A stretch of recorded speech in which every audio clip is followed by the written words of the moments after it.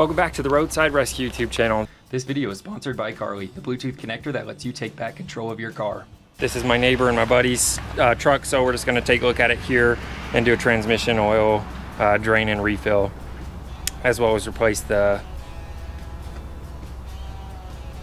transmission filter.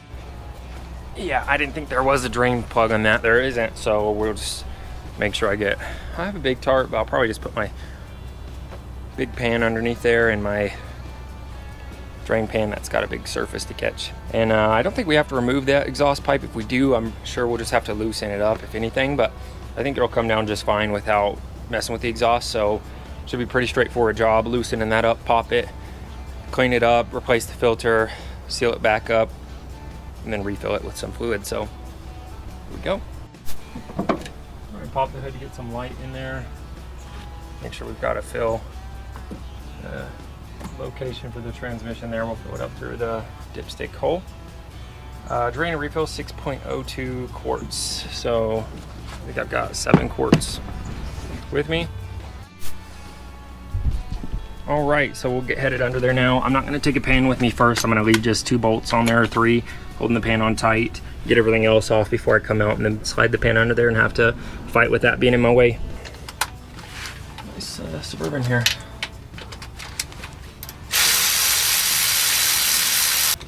Oh, I've got it up on these risers though, these ramps, and I've got some jack stands just hovering under the frame in case something happens for security.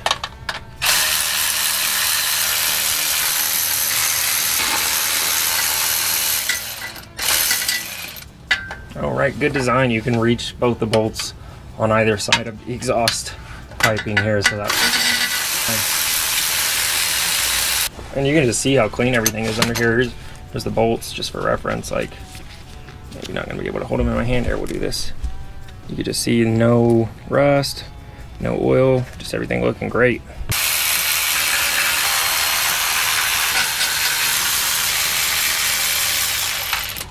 It's interesting though, like, there's one good design and then there's a bad design on the same little thing. I wish people would just learn from each other, from experience. I don't know why they wouldn't put a drain plug in this pan. I mean, I'm sure it's a cost thing, but like, what is it gonna cost you extra? It's just put a drain plug in the transmission, probably less than they have to end up shelling out at the dealership. Well, I guess they make more money on that anyway. All right, so got this pan under here. I'm just gonna loosen these 2 bolts a little bit. I'm not gonna take it all the way out. That way if I pop it, the whole pan doesn't fall down. It should just pop forward and start draining out. In order to pull it down a little bit without bending the pan, I've got to loosen the back one a little bit first. So hopefully it doesn't start leaking out of here. And it's got a little bit of a seal on there.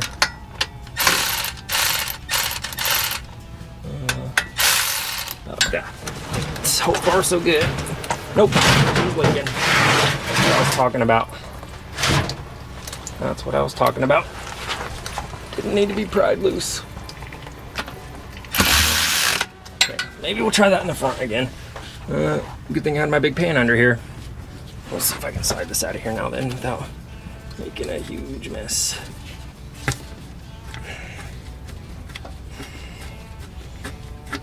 It's a little heavy, so I'm not trying to take my time here.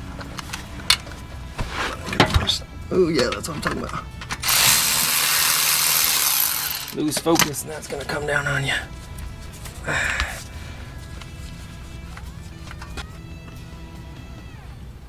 Thanks again to 𝐭𝑨𝐬 for sponsoring this video.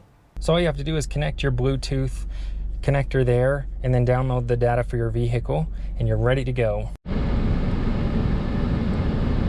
All right, so we're gonna go ahead and connect that adapter, and then here's the look at this home screen.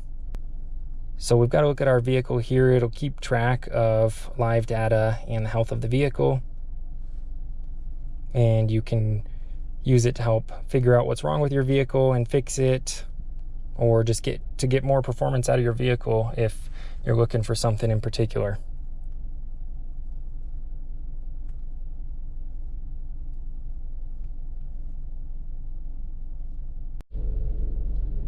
So what's awesome with the app here is you can look at live data from your car, which I use all the time for diagnosing, and you can even do health reports. You can look through things like this: ABS and traction control, comfort systems, engine and powertrain, immobilizer, pretty much everything I can think of I see right here. Let's go ahead and check this for issues and let's see if it has any. And this scanner is actually really cool. The more I was sitting here thinking about it while it's checking this, and it already found 2 issues. I totally see the value of having one of these for your own vehicle, where you can just take control of what's going on with your vehicle and understand it, because as you can see right here, there's no lights on the dash, and we have found 3 issues, and that's pretty common with my nice scan tool, is I'll find issues that car owners don't know about. So to have something like this with your own car is awesome, just to know what's going on with it and what issues it has that aren't causing a check engine light or a serious issue, but can help your car perform to the best of its abilities. And actually what's funny about this car and all the cars at the used car lot where the customer bought this and I did the pre-purchase inspection is they're all stolen vehicles. And so I knew these check engine codes were on there from the occupant classification system, from whatever system you want to say. The ignition voltage was high and low. This car actually has, as with all of the cars there, signs of theft, including not matching key. But a lot of the cars there had like the initial ignitions torn out. This may have been one of them where you could see, yeah, this is one of them where you can see the actual like screwdriver marks and stuff around the ignition where they pried the old one out and stole this vehicle. So the computer has not been reset since then. Again, the customer just bought it and it was stolen. So that's all we have here. And thanks again to Carly for sponsoring this video. Check it out if you're interested and help support the channel and the videos. And honestly, I really recommend this product. It's a lot better than I even expected it to be, and I was expecting a nice product. I think that filter has to come off with it as one at the same time in order not to have to drop that exhaust. Because I was going to say, if I'm doing it wrong, somebody's laughing that I'm sitting here holding this up. They've done it before. Let me see if I can get a little bit more of that fluid out from the front then, since apparently there's none in the back. Yeah, well, a little bit.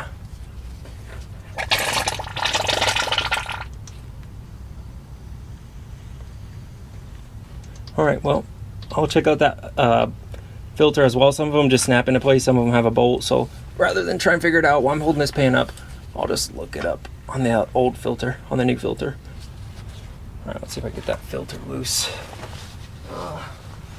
Dang it, I have a field one up there I was just gonna show you, but even just to replace it real quick right here. I'm actually just gonna reuse this gasket. It looks fine.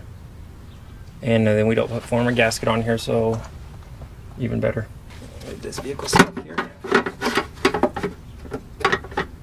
Interesting. This way, then I'll keep that fluid in there. Because this one has a seal on the top of it, and this one came out without its seal.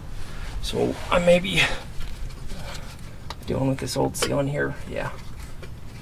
We'll pull it out, use the new seal. All right, time for the Seal Puller 9000 that I made a while ago. See if this is good enough to get in there and pry that down. All right, surface there. Don't want to get scratch stuff. Oh man, this one's not really cooperating. Why is that not wanting to come out? That's weird. Brittle. Bend the sheathing there. Yeah, that's probably gonna work better if I can just bend it. Yeah, should I show you what I'm doing here? In the limited room, if you can see, I've actually just tossed my phone up in there for light because it's nice and flat sitting on that new filter I stuck up in there. So you can see the old one here. I'm actually just gonna pry this little metal, which is just a metal sheath, away from that wall. It should lose its grip and slide out of there easy. But the problem is I don't want to just like tap something up in between it, because I'm also going to mar up the surface of that. So I'm trying to just grab that and pry. Right here's fine to pry against part of that housing, and there's no way you could put that much pressure on it. I would be careful before I did. All right, now that I've actually got that little flanged edge pushed in, I think I can grab it just fine with some good grip and pliers. Well, I'll show you when it gets out. Okay, well, thanks to these pliers. If I had any other pliers, I don't think I could have done it. And that's not, I mean, I like these pliers, but it's a pretty well-known fact that these pliers grip better than any others.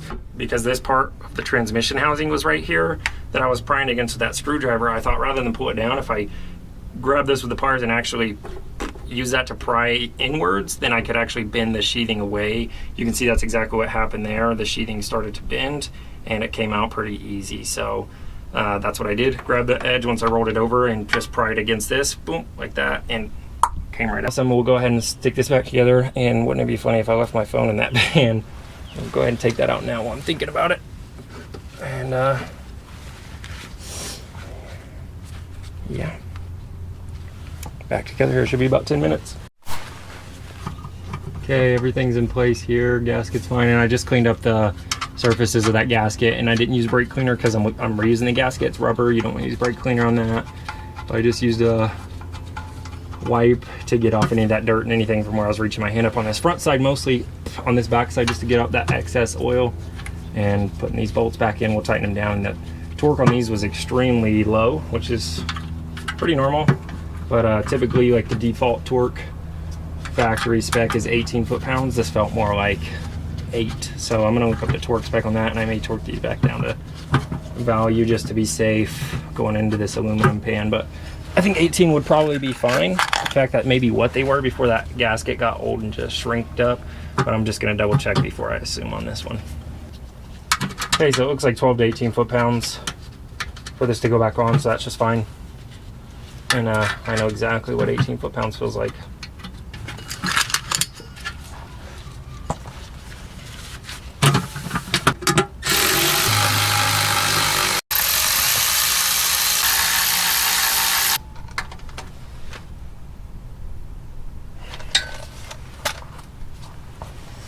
All right, well, we'll top this back off up front. Up top, I mean, 6.02 quarts. We've got a dipstick, so that's nice.